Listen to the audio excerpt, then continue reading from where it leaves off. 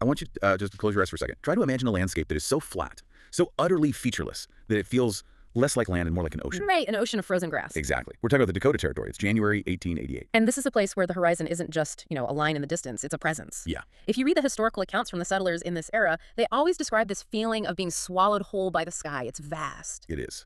And welcome to this deep dive, by the way. I'm your host, and I'm sitting here with our resident historian and expert to unpack a story that, well, it redefines the word grit. Thanks for having me.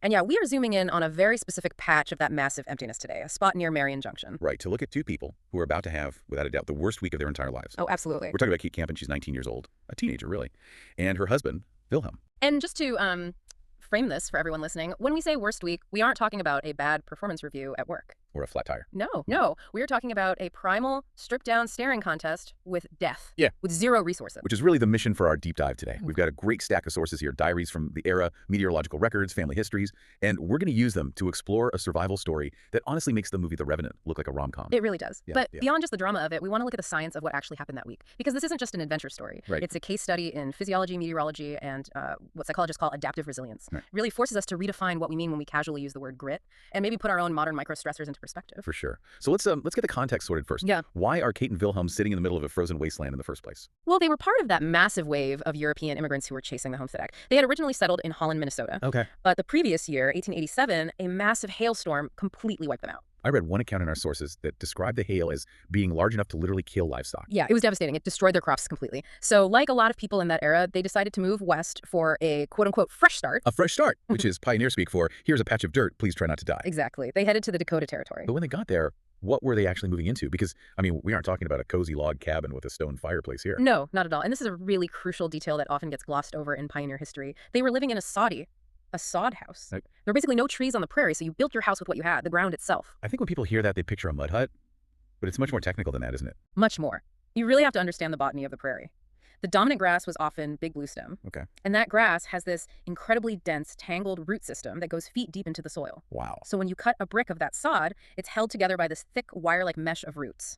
It's incredibly tough material. So it's almost like a biological brick. That is exactly what it is. They would stack these bricks, usually grass side down, to make walls that were 2 or even 3 feet thick. Which sounds incredibly sturdy. It is. From an engineering standpoint, the thermal mass is excellent. It stays pretty cool in the summer, and it holds heat well in the winter. But I have to imagine there are some downsides to living inside a root system. Oh, plenty. I mean, it's dark, it's perpetually damp, it smells exactly like bird and old grass, and bugs, insects, snakes living in the walls, those are just your common roommates. Plus, when it rains for days on end, the roof, which is also made of dirt, starts to leak actual mud onto your bed. That sounds miserable. Like a damp hobbit hole. It's a very visceral, earthy existence. You are quite literally living inside the geography. So Kate and Wilhelm are in this damp, earthen bunker. It's January 7th, 1888. And they run into a major supply chain issue. A critical one. They are completely out of coal. How does that even happen in the dead of January? Poverty, mostly. Coal was expensive to buy and transport, and when you ran out, you had to switch to the local alternative, which was twisted hay. Okay, I've seen this mentioned in the diaries. How exactly do you twist hay to burn it?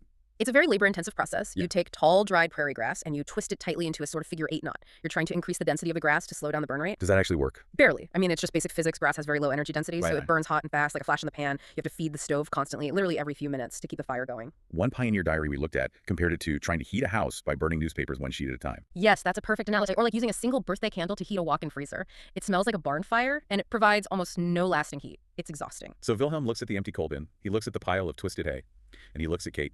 And we should probably mention this right now. Kate is 9 months pregnant. She is completely ready to pop. Any day. Wow. And Wilhelm realizes that if a real winter storm comes, they simply cannot survive on grass knots. They will freeze to death. Right. So he makes a decision that might seem reckless to us in hindsight, but it was absolutely necessary at that moment. He has to go to the town of Parker to buy coal. And Parker isn't just a quick drive around the corner. It's 23 miles away in deep winter. See, I feel like we completely lose perspective on distance today. 23 miles is, what, listening to a deep dive like this one while driving to get coffee? Exactly. But for Wilhelm, taking a team of 2 horses pulling a heavy wagon through snow, that is a multi-day expedition. 2 days minimum, and that's only if the weather holds perfectly. So on January 7th, he hitches up the horses and leaves. Kate is left alone in the soddy, watching him vanish into this white-on-white horizon. Yes.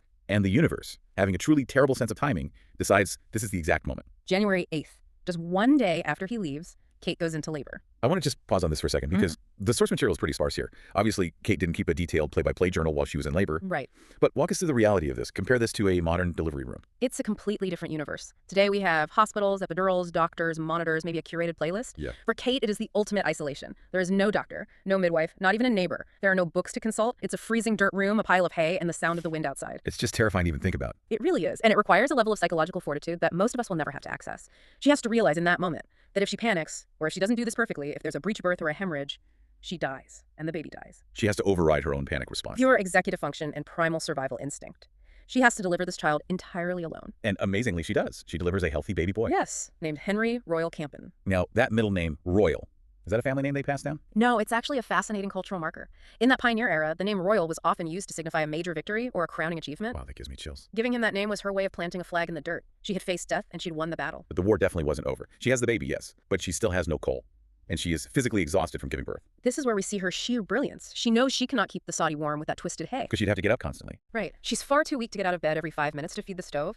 If she tries to act like a normal homemaker and keep the room warm, she'll collapse, the fire will die, and the baby will freeze. So she changes her whole survival tactic. She essentially becomes a human battery. She stays in bed. She wraps Henry in every single piece of wool and flannel they own, and she places him directly against her bare skin. Skin-to-skin contact. Exactly. She uses her own metabolic heat to regulate the newborn's temperature, fighting off the freezing air of the room. And she stayed in that bed for how long? 4 days. 4 days. 4 days, likely with very little food or water within reach. She went into a sort of human hibernation mode just to conserve enough energy to keep Henry's heart beating. That is unbelievable. So while she is lying there acting as a human heater, let's track Wilhelm.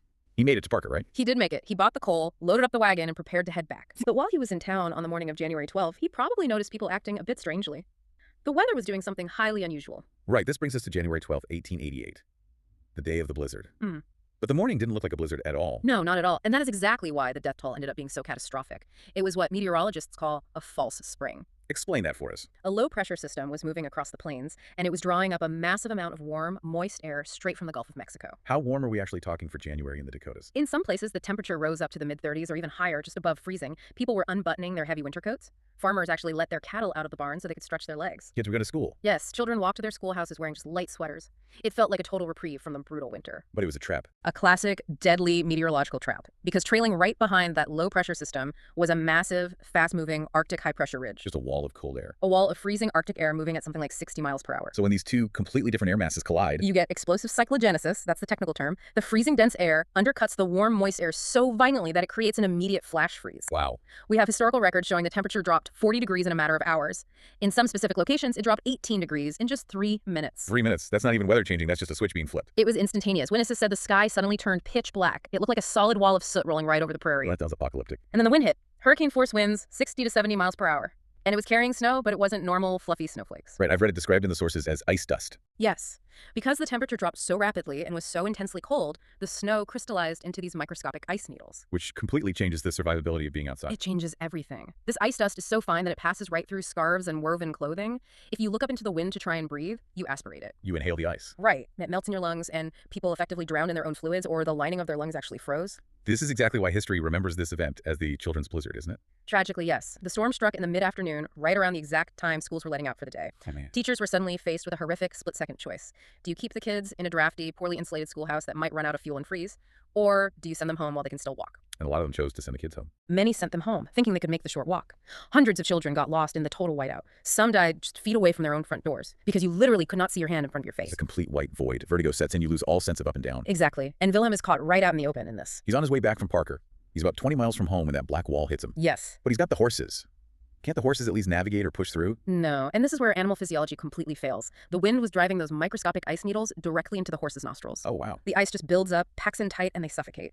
The historical sources say his horses collapsed in the traces and died right there on the road. That is a literal nightmare scenario. You are miles from anywhere, your transport is suddenly dead, and the temperature is plummeting to 40 below zero. Wilhelm knows he is a dead man if he stops moving for even a minute. He has to leave the wagon. He has to leave the life-saving coal. He just starts walking blindly. How does he even navigate? He doesn't. He stumbles. The moisture on his face freezes. His eyes are literally freezing shut. His eyelashes are icing together. He's wandering completely blind in a freezing void. Just waiting to drop. But then, purely by chance, he slams into something solid, something wooden. A barn. An abandoned, unheated barn. He manages to crawl inside. Now, this gets him out of the hurricane wind, which is crucial, but the ambient temperature inside is still lethal. Because it's still 40 below zero in there. Right. He has no blankets. He is severely hypothermic. His decision-making should be completely impaired at this point, but he has a sudden moment of clarity. Because he realizes the barn isn't actually empty. Right. The barn has pigs. Okay, we have to talk about this part. The pig pile. It sounds almost funny when you say it out loud, but this is what saved his life. It comes down to basic thermodynamics. A pig has a basal body temperature of roughly 102 degrees Fahrenheit. Which is significantly warmer than a human. Yes. And pigs, by their very nature, huddle together for warmth in the cold. So Wilhelm just joins the huddle. He doesn't just join it, he burrows into it. He literally crawls into the absolute center of this pig pile. I'm trying to picture the reality of this. It's not a calm situation. It's loud, it's filthy. The smell would be completely overpowering. Manure, wet, animal fur, sweat. And pigs aren't gentle creatures. They are heavy, constantly shifting animals. Yeah, they'd be crushing him. He's being crushed. He's being screamed at by the pigs, stepped on, but, and this is the key, he's being heated from all sides by 102-degree living radiators. And he stays in that pile for 3 days. 3 days and 3 nights. He effectively became part of the herd. He didn't eat. He just leached ambient heat from the livestock to keep his core temperature up. You know, it really deconstructs the whole romantic idea of human dignity, doesn't it? Survival isn't always standing tall against the elements. Sometimes it's crawling into the muck. That is the ultimate lesson here. Dignity will kill you in a blizzard. Adaptability is what saves you. He completely surrendered his humanity in that moment to become just another mammal trying to stay warm. That's incredible. Yeah. So let's fast forward to the 4th day. The storm finally breaks. The winds die down, the temperature is still brutal, but the sky clears up.